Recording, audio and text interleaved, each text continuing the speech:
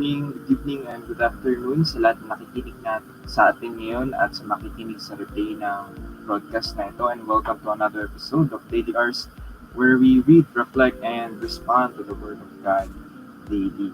Ayan, welcome po mga ka-awesome for tonight's episode. No? And we will be reading Job chapter 8 verses 1 to 22. Ayan. So again, bakit nga ba natin ginagawa to daily, no? Or every night?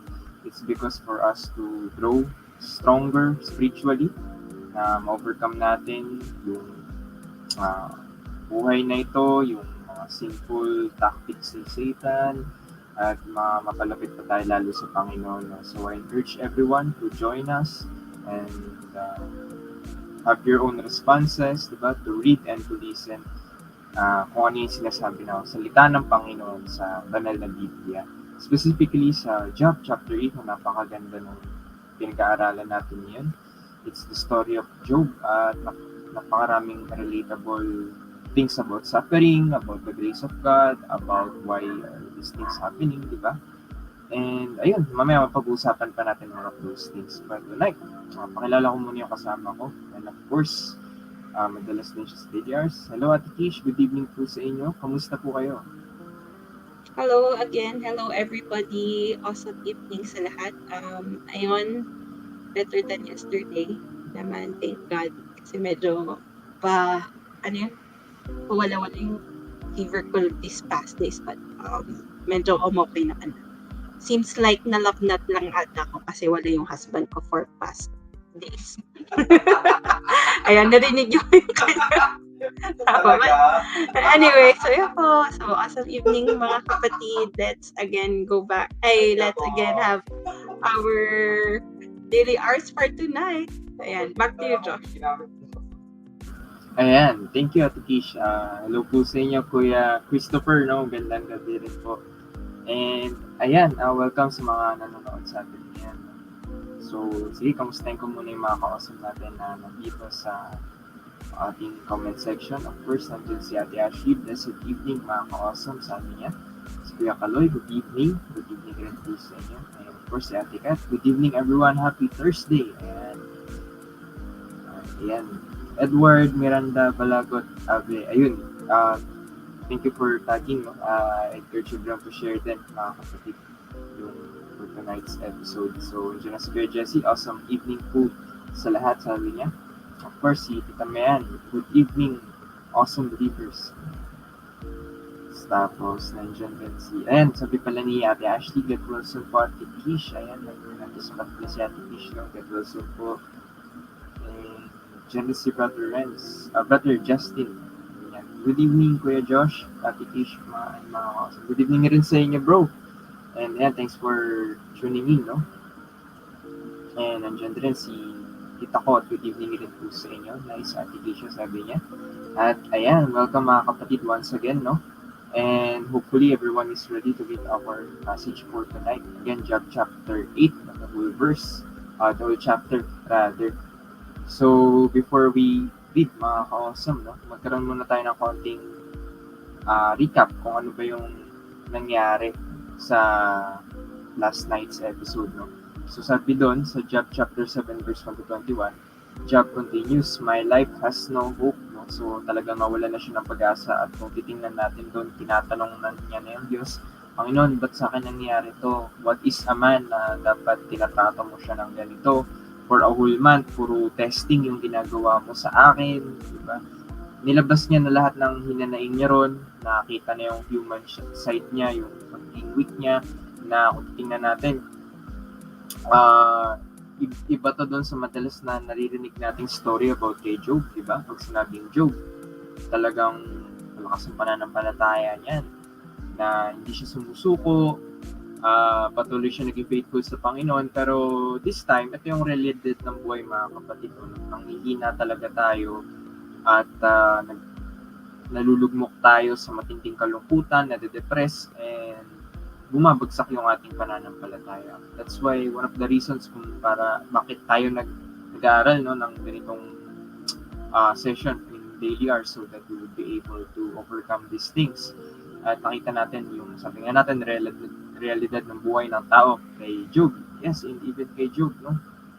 Talagang grabe yung nangyari sa kanya. Tinanong niya, Panginoon, nagkasala ba ako? Bakit mo ako ginaganito? Diba? So, I think it's a normal human response for everyone. Kaya nung napag-usapan natin kagabi, diba? At least we're trying to figure things out. But the thing is, baka dumating sa point na makulangan na tayo sa ating faith, maghina tayo, and eventually, itakwil na natin yung Panginoon Diyos. Diba? So, for tonight's episode, malalaman natin yung response or kung ano ba yung sunod na mangyari, no? Dito sa paghihinagpis ni Job. So, ayun, I cannot give full justice dun sa episode kahapon. So, I encourage everyone, sa mga hindi nakapanood, please rewatch the episode or balikan ninyo o kaya i-replay ninyo no, kung hindi nyo napanood kasi napakaganda ng mga discussion kahapon na very meaningful. I'm sure we can relate no, dun sa mga sufferings ni Job, lalong-lalo na sa may mga pinagdadaanan niya. But then again, the gist of it, sabi ni Job na my life has no hope. Nawala na siya ng pag-asa kasi nga grabe yung mga pinagdaanan niya. And hoping mga kapatid na kapag dumating tayo sa ganitong yugto ng buhay, hindi natin maintindihan kung ano nangyari. Sana we may find hope and peace in our Lord God. So, yun, sige, let's continue. No? Type in nyo na yung awesome comments nyo dyan mga kapatid so that we will be able to start our reading for tonight. Ayan, hinilingin ko si Ate Kish para pangunahan tayo sa pagbabasa. So, let me just ready our text for tonight. No? Just give me a second.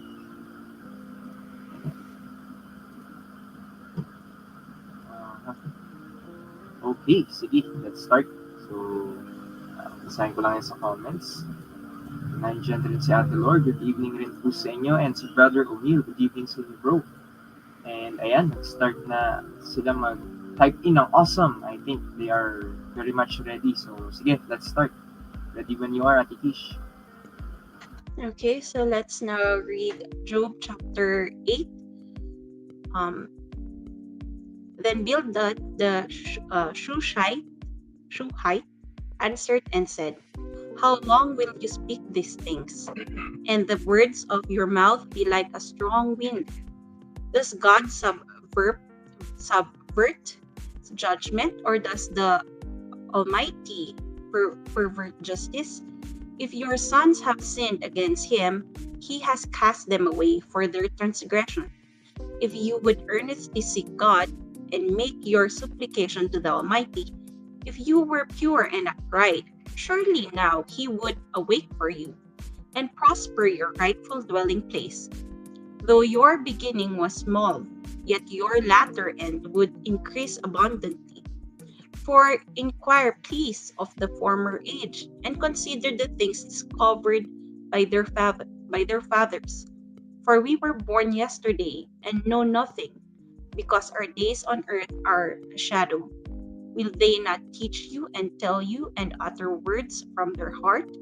Can the papyrus grow without a marsh? Can the reeds flourish without water? While it is yet green and not cut down, it withers before any other plant. So are the paths of all who forget God, and the hope of the hypocrite shall perish, whose confidence shall be cut off, and whose trust is a spider's web. He leans on his house, but it does not stand. He holds it fast, but it does not endure.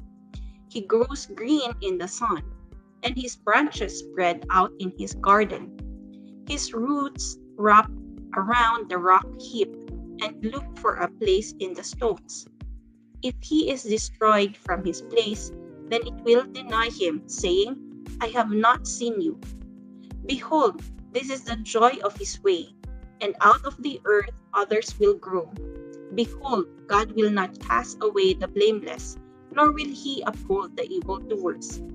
He will yet fill your mouth with laughing, and your lips with rejoicing. Those who hate you will be clothed with shame, and the dwelling place of the wicked will come to nothing.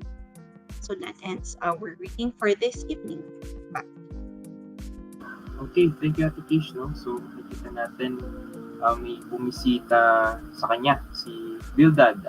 Could be his friend. I have no much background about this person.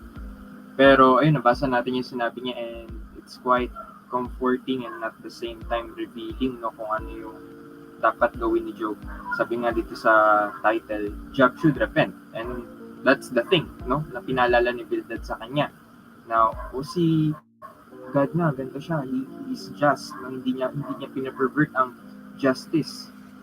Bakit ganyan ka magsalita? Nawalan ka na ba talaga ng pag-asa? Hindi ba ang buhay ay mabilis sa daraan lang? But explain niya kung anong reason, kung bakit, kung ano yung confidence ng tao kapag wala yung Diyos. So, ayun, napakaganda pag-reflect mga kapatid. So, sige, I invite everyone to share their thoughts as well as we read on no and reflect on these verses. But for now, tanawin ko muna si Ate Keisha for her initial insights. Go ahead po, Ate Keisha. Okay. Yes. The title for tonight's episode is Bildad Job repent. Kasi na re-emphasize ulit ni Bildad yung sabi ni Epiphas kay Job. So, ano naman yung one? Actually, I don't know din yung back. Pero I just quickly search lang kanina yung Shushite, kung saan ang mga nakatira ang Shushite. Sabi naman doon sa ibang with what I researched, it's southeastern part of Persia. So, yun lang naman. Other than that, wala nang nababil that. So, yun. But anyway, for squad na lang sa unang verses 1 to 10 sa ating reading for night, yung tone dito ni Bildad was still re-emphasizing on what Eliphaz have said. So, he rebuked Job dahil sa response ni Job kay Eliphaz. So, yun. Kasi, parehas ang argument ni Bildad and Eliphaz na nagkasala si Job kaya siya mag-repent. Yun yung same argument pa rin. And without understanding Job. And of course, without seeing na wala talagang nagawang kasalanan si Job. That's why he was suffering. And then, yung sa other than that, also sa kanyang verse 7, kasi sabi doon sa verse 7, let's just check. Yan. Though your beginning was small, yet your latter end without increase, I would increase abundantly.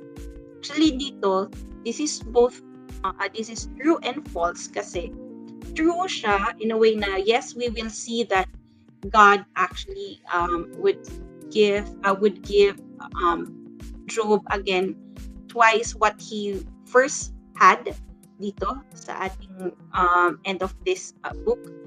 And it is false kasi naman actually meron naman na siyang he didn't actually start small. You see Job last week when we started the book of Job, we how prosperous he was, how blameless he was. So he did small. So, yun yung isang sabi ni Bildad sa kanya.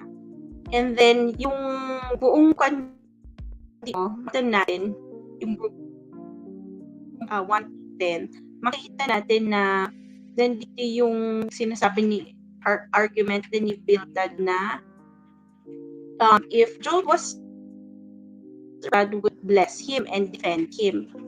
Kasi parang cause and effect relationship ulit yung sinasabi ni Bildad. And then this argument is he should inquire daw of yung sa emphasis sa verses 8 to 10. Kasi dito sabi ng 8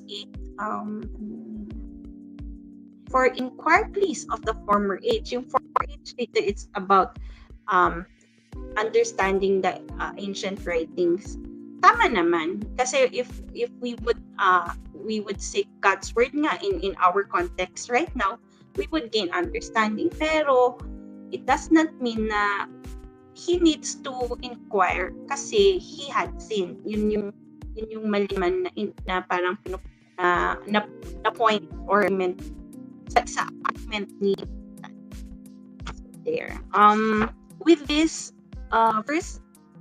verses, ano yung natin?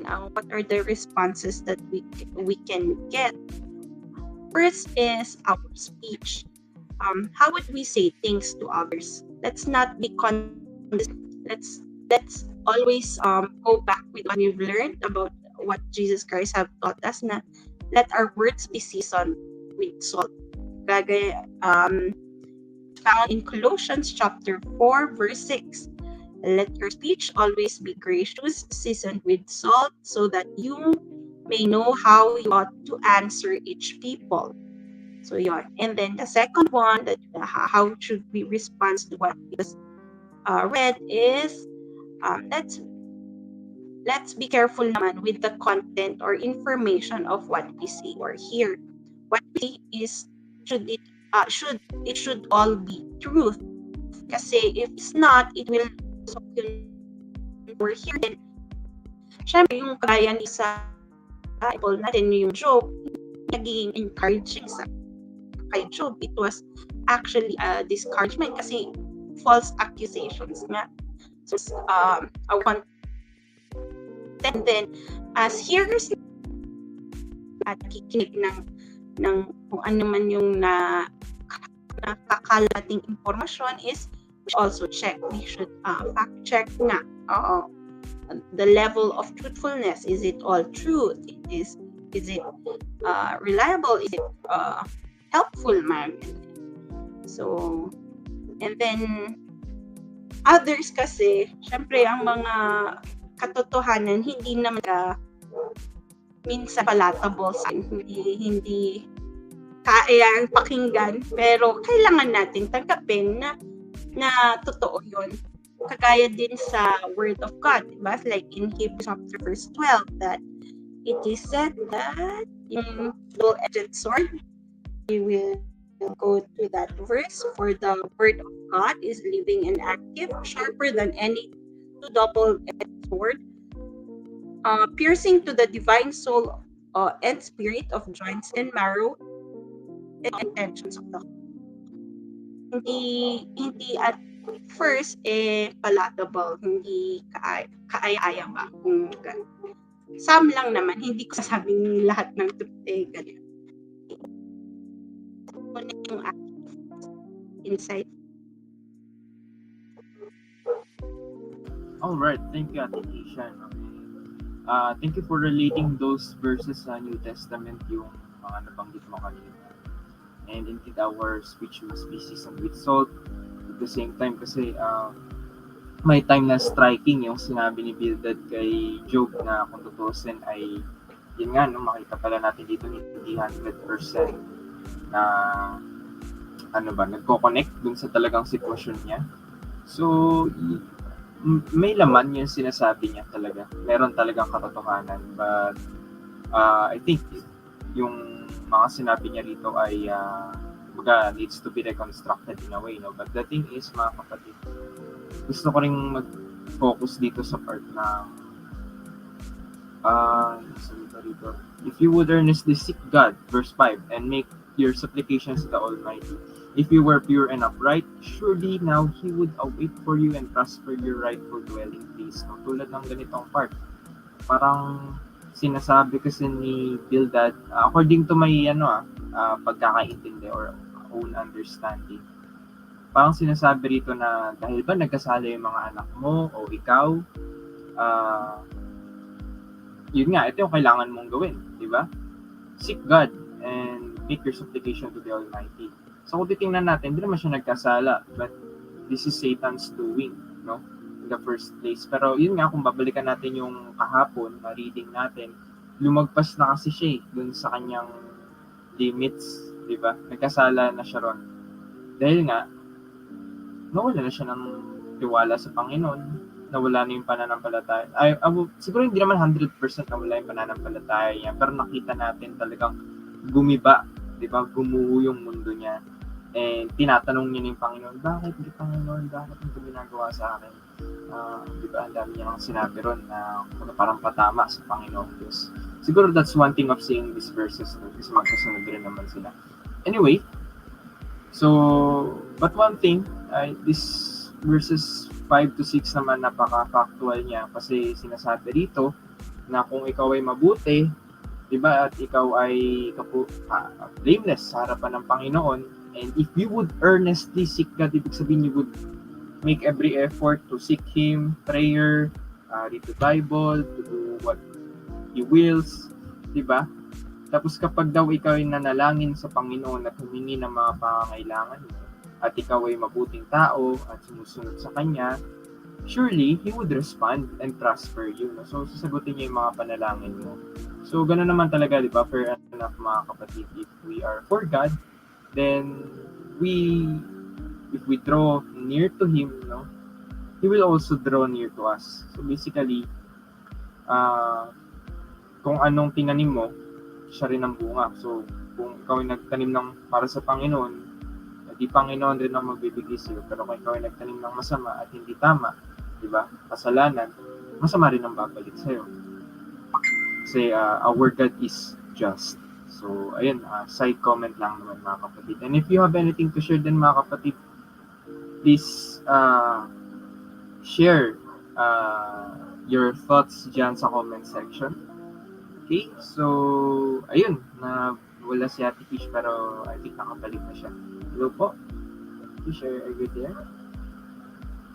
Okay, can you hear me? Ayan, okay na po. Kanina kasi medyo choppy, pero ngayon okay na. Okay, kasi nag-stop din yung aking sa laptop. Alright, sorry. Sure, no problem. So, sige, let's continue, no? Kung wala pang nagko-comment, mga kapatid, so let's hear Ate Kish for her second round of insights. Go ahead po. Okay, so, yan, I'll use my phone muna. So, sa verse 1 naman, sa succeeding verses, continuing on to verses 11 to 22. In this verses naman is Bildad again. Since kanina, di ba, yung first argument was parang cause and effect na if you have sinned, dapat may punishment, ganyan. Ito, nagbigay pa siya ng mga further examples using nature. Yan, yun yung halos niya sa, if you see verse 11 until verse 18, yun, halos mga ganun yung point ng statement, ay yung verses dito na kung yung cause and effect na kagaya ng papyrus, if they would not grow if there is no marsh or there's no water, ganyan. And then he also how do you call this? Ayun, Bildad also uttered that God blesses the blameless and then casts the righteous. Ito yung nandun sa verse verse 18, I think. Saan yung pag-cast ng righteous? Ayun, sa verse 19, 20 pala yun. So yun, again, it is both true and false kasing yes, we have already been emphasizing this since we started with Job na both naman, all people experience suffering. They all experience prosperity. They all experience blessing from God, like the sun, diba? The sunshine. Everybody naman are experiencing that. So yun yung naging pa rin. Ito pa rin yung explanation din dito for 11 to 22. Kasi parang kay Bildad nga, hindi, may mali ka talaga, mali. Kaya dapat mag-repent ka, Job. Yan. Ano naman yung yung response natin for this verses 11 to 22? Dito siguro makikita na since we both suffer, everybody suffers and everybody experience prosperity. Ito na yung ating test, yung sufferings and prosperity. What will it test? It will test our character. So especially our devotion to our God the Father and His Son Jesus Christ. So to us na lang, we can ask the questions: Are we a follower of Christ when we are suffering, or are we also a follower of Christ when we are prosperous? So yan. So with this, we can see that Job, both when he was prosperous or he was in prosperity, and while he was suffering, he actually still is devoted to God. So we have seen that he have not cursed God in his heart or through his mouth. So yun yung responses that we can take from verses 11 to 22. So yun muna sa akin. Okay, thank you, Ate Kisha. No? So, yun nga, nirelate sa nature itong kalalagayan ni Job. No? So, katulad ng sinabi natin kanina na hindi siya 100% tumpak sa sitwasyon ni Job. Di ba? Pero still, there are a lot of things to take point. No? So, sinasabi natin na mali yung nakasulat dito. No, it's not that. But the thing is, makikita rin natin yung response ng mga tao sa paligid ni Job. And kung ilalagay natin yung sarili niya dun sa pwesto ni Job, sa current condition niya, di ba? Parang, ano ba mararamdaman natin kung ito yung sinasabi ng mga tao sa atin, di ba? So, maybe we can get encouragement from this, a lot of learning from this, but for some, it can be discouraging din, no? Dahil sa mga sharp words or sharp thoughts and insights na makikita natin. Pero still, we can find wisdom, mga kapatid. Ano ba yung gusto kong i-share? Ayun, sabi dito. So are the paths of all who forget God, and the hope of the hypocrite shall perish. No? So kasi ito pala yung point niya kung ba't niya nilarawan doon sa nature, no? Doon sa papyrus plant, tapos bakit green pa yung halaman, tapos biglang puputulin na lang, ganun kabilis daw yung buhay ng tao, diba? So, ganun din sa lahat na nakakalimot sa Panginoon Diyos, kung yung mga halaman niyan ay madaling itapon at sunugin, diba? Ganun din tayo kung wala tayong Panginoon Diyos. Kaya I think this is a message for also those who do not believe God or not yet a believer, na kung wala tayong Diyos, sinong maback up sa atin, lalo na sa mga ganitong times ng pagsubok. Kaya I remember when Jesus suffered talaga sa Panginoong Ama talaga siya lumapit, di ba? Bukod sa, syempre, yun yung ama niya, dun siya kumuha ng lakas sa Diyos mismo, kahit siya being in the form of God as well. Diba? So, a perfect example for each and every one sa mga kapatid. And I don't think we would ever suffer the same just like Jesus Christ did, no? So, tawag dito, Jesus Christ suffered every possible way of pain na that is known to man. Yun yung isa pang point na pala gusto kong i-relate dito sa passage natin. Kasi Job and Jesus suffered, but Job's suffering cannot be compared to Jesus' suffering. Kasi although they were physically struck, emotionally struck, spiritually struck, di ba? Matindi yung kay Jesus talaga kasi Diyos siya. Tapos wala siyang kasalanan. Tapos kita natin doon, dinuraan siya, minura siya, binaba siya ng mga taong ililigtas niya, ng mga slaves, in a form of slaves, kasi may mga tao na nilikha niya, kinukutya siya, di ba? Di ba din ako saktan, sundukan siya pero yung kutyain mo yung Diyos, grabe yun, mga kapatid, pero lahat yun kinaya niya para sa atin. Kaya though hindi matutumbasan ng sufferings ni Job yung nangyari kay Jesus Christ, the point is they both suffered, di ba, mga kapatid? And if these prominent Bible characters ay nagsuffer, paano pa kaya tayo? So let this be a reminder for us, mga kapatid, na when sufferings come, Jesus suffered too. And mas matindi pa yung suffering niya sa ating lahat. That is why sa kanya tayo kakapit. Kasi naiintindihan niya tayo diba? Philippians chapter 2 verses 5 to 11 nakasulat yan. Na being a form of God, did not use it to take advantage, di ba? Pero lahat yung tiniis niya para sa atin. Wala talagang katumbas ang Panginoon sa Kristo. So all glory, all praises belong to Him.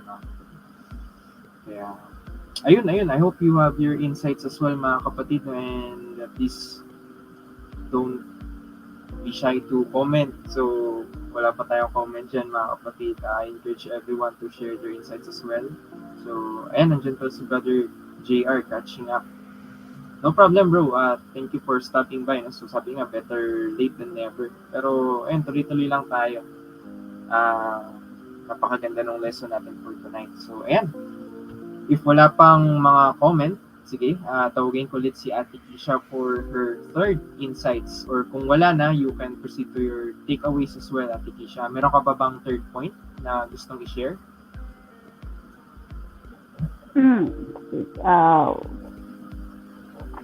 Let me see. Siguro ko na lang din form. Last con siguro, just to add on. Just to add on, kasi yung sa nabasa ko din na ibang commentary a while back is yung they said that the reads here, the reads on, although I will go back na naman sa first verses. Let me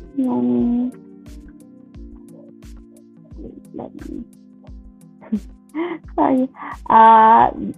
The reads that were said in the earlier verses or the grasp wala.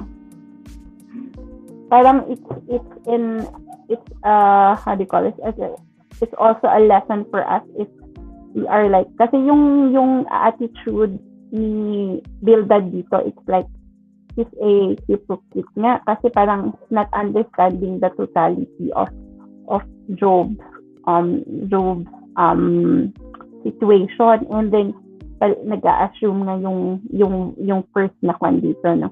So ganun yung parang nasabi ng ibang kwan din dito na nabasa ko na parang for us siguro let us also reflect on ourselves na maybe we should check then na when we confront, when we say things, ganyan. So, yun yung isa din na when we emphasizing yung sa,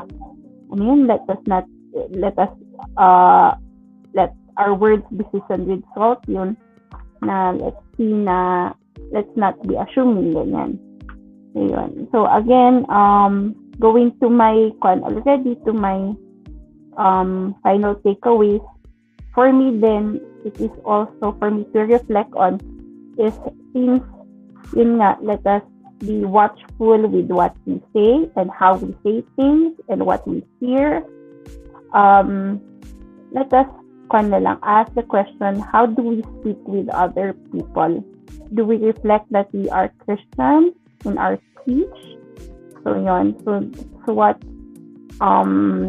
it's a reflective question din sa akin and to anyone else or to everybody who is listening right now. Now we should always see and think first yan. Kasi it would damage a woman tuloy.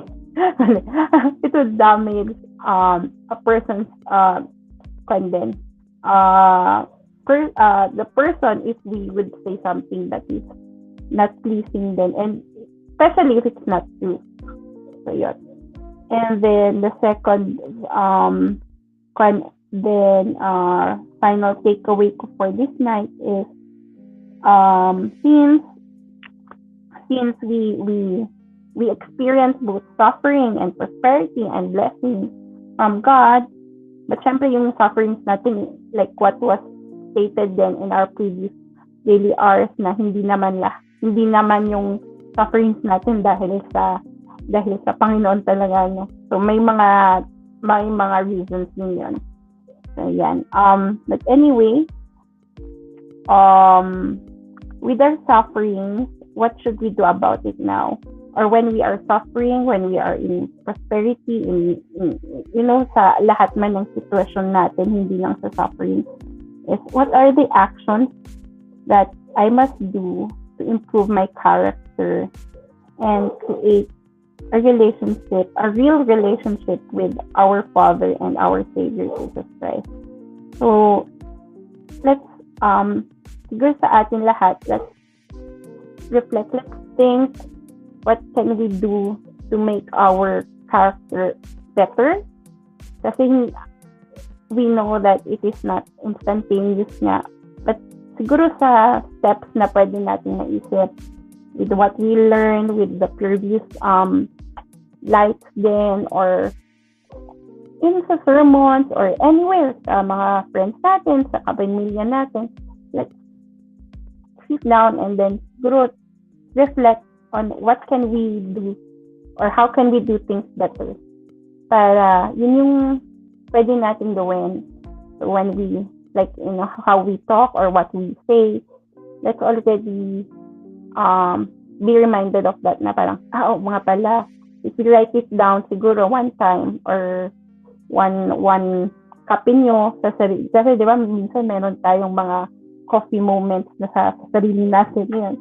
Maybe it's good that we could also take down notes on how to be better as a Christian para we won't be like Bildad na ito nga, half-truth lang yung sinasabi niya and hindi pa sa nag-encourage kay Job, who is already suffering and in pain.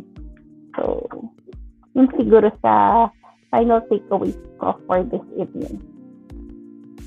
Thank you again pala. Thank you. Maaga pala tayo. Thank you. Yes, thank you, Ate Kisha, no? And indeed, ay may kita natin, katulad ng comment dito ni Brother Jesse, no, in relation to sa sinabi mo. So, same argument sila ni Alipaz, no? Tingin nila na kapag man of God, wala nang suffering and only sinners suffer as a punishment. However, we know that this is really not the case. Pa niya, may mga katotohanan naman sa sinabi ni Bildad. Pero parang hindi niya pinakinggan yung mahabang message ni Job. Maybe another lesson here is not just to hear words, but to try to understand the person, especially our friends. No? Totoo. Kasi ito yung siguro mas kailangan natin bigyan ng pansin. No? Yung listening and understanding rather than responding back. Diba? Kasi minsan yung response din natin ay hindi tama. The thing is, some people just want to lend an ear, diba? Or someone who would lend an ear to them. Yun lang. Tapos, mas comforting pa sa kanila yung kasi makarinig sila ng advices na sa tingin nilang taong nakikinig ay yung advice niya ay tama, pero yung reality pala hindi, diba? So, I'm not saying na yun yung laging case, no, mga kapatid. A good advice is always nice. Biblical din naman yun, lalo na sa part ng Proverbs, no? Pero sana wise advice yung maibigay natin. And especially yung mga wise advice na magagaling sa mga kapatid natin sa pananampalataya. So, thank you for this, Kuya Jesse, no? Sabi naman ni Kuya Onin, words are indeed powerful. It could make or break a person, and it could make or break us too. Totoo. No, yung salita natin, sabi nga, stick and stones may break my bones, but words will never hurt me. Pero that's not the case, di ba? Yung simpleng sentence na binato natin noon, maaaring maalala yan ng taong makarinig at magamit niyan sa buhay niya para sa ikasisira niya or para sa ikabubuti niya, di ba? So, it's perfect example nun is yung learnings and education sa school, di ba? Lahat yun. Hindi naman lahat, pero siguro karamihan, lalo na yung good manners or yung mga practical things na napapakinggan natin sa mga teachers natin ay nagagamit natin ngayon, di ba? Hopefully, nagagamit natin ngayon. Pero ayun, one of the many examples na makikita natin dito na you can learn a lot of things talaga from listening from the words of other people, and it could either make you or break you. Dagdag pa ni Kuya O'Neil, sometimes or oftentimes, being there outweighs being right. No, exactly. Thank you for this, Kuya O'Neil. No, being there outweighs being right. Yes, no, at times. So, kinig muna tayo, mga kapatid. Sabi nga rin naman sa New Testament, be quick to listen, di ba? Slow to speak, slow to anger, quick to listen. sabi dun. I forgot the exact passage, pero biblical yan.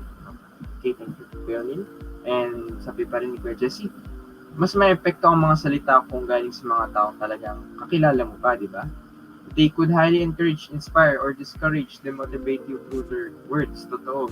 Kasi kung di mo naman kilala yung nagsabi sa'yo, parang yun yung first impression niya sa'yo. So, hindi masyado yung bearing, di ba? Pero pag kakilala mo, kaklose mo, tapos sinabihan ka ng ganito ganyan, tulad ng mga kaibigan ni Job, talagang tatagos yun sa puso mo.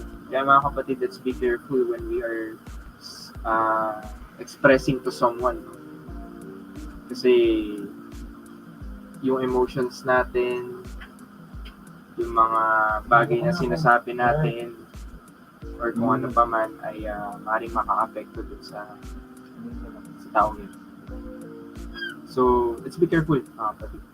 Remember that we are Christians, and katulad ng example ni Jesus Christ, ganoon din sana ipakita natin sa iba. So, ayan, thank you for your awesome comments, mga kapatid, and for sharing your takeaways and insights. So, for now, that concludes our sharing for tonight. Medyo maaga tayo, 9:43. So, meron pa tayong more than 15 minutes para maihabol pa yung mga takeaways nyo. And once again, thank you mga kapatid. Sana bukas ng gabi ay nandyan pa kayo. Same time, same place dito sa page ng Awesome Believers Cross, 9 p.m. No? Ayun. Ano pa ba? May isa pa akong gusto kong ihabol na insight pero medyo nawala eh. Pero, ayun, going back to napag-usapan nga natin kanina, suffering can happen to anyone. There will be a time na tatanungin natin, Panginoon, bakit nangyayari sa akin to? Panginoon, bakit ganito, ganyan? Nanghihina tayo sa pananampalataya natin, sobrang hindi ng pinagdadaanan natin. Remember that when that time comes, Jesus suffered and He understands us. So the first thing na lalapit tayo ay sa Panginoon sa Kristo. At ipapadala niya yung panalangin natin sa Ama. And eventually, all things will be made right with Jesus Christ. So yun isa talaga sa nakikita ko rito eh. Even in the New Testament, talaga nagre-reflecto sa atin mga kapatid. Kaya sana huwag tayong mawala ng pag-asa. No? Panghawakan natin yung pananampalataya natin sa Diyos. And I think it's okay to ask God why these things are happening. Biblical din naman yun, di ba? Si Jesus Christ nga, sabi niya nga, Father, if it's possible that this cup pass from me, di ba? Sabi ni Jesus Christ, Panginoon, kung pwede, huwag na sana mangyari to, huwag ko na sana danasin tong lahat ng paghihirap na ito. Jesus prayed to God, His Father, na, di ba, natakot siya, kinabahan siya. Yung dugo niya, parang, yung pawis niya, tumutulo na parang dugo. So, ganun katindi yung pinagdaanan ni Jesus. Kasi naging tao rin siya at naranasan niya yung mga paghirap natin. Kaya, naiintindihan niya rin tayo, mga kapatid. Huwag natin sana sabihin na ikaw kasi Diyos, nandyan ka, nasa taas ka, hindi mo kami naiintindihan dito, nagsasuffer kami, nasa langit ka kasi. Hindi po ganun, mga kapatid. That's why sobrang perfect ni Jesus Christ to be an ambassador for us Christians. Kasi, again, paulit-ulit tayo rito. Mas nag-suffer pa si Jesus kesa sa atin. Wala pa tayo sa kalingkingan ng sinuffer ng dinanas ni Jesus Christ dun sa cross. So sana maintindihan natin yun at ma-appreciate natin lalo yung buhay niya na nagkatawang tao siya para sa ikaliligtas natin. Imagine, He is sinless, no? Hindi niya talaga deserve yung mga bagay niya. So, ayun, just small point, rather, just ng gusto kong i-share no, kung paano ba natin may relate kung Job chapter 8 sa buhay ni Jesus at saka sa pananampalataya natin. Remember mga kapatid, no, once again, mas na lang, pag dumaan itong mga pagsubok na to sa buhay natin, we go straight to Jesus. And most of the time, siguro 90%, dadaan tayo sa mga ganitong katinding pagsubok. So, let's be ready, mga kapatid, let's be ready. Kahit Kristiyano pa tayo, let's expect the worst always.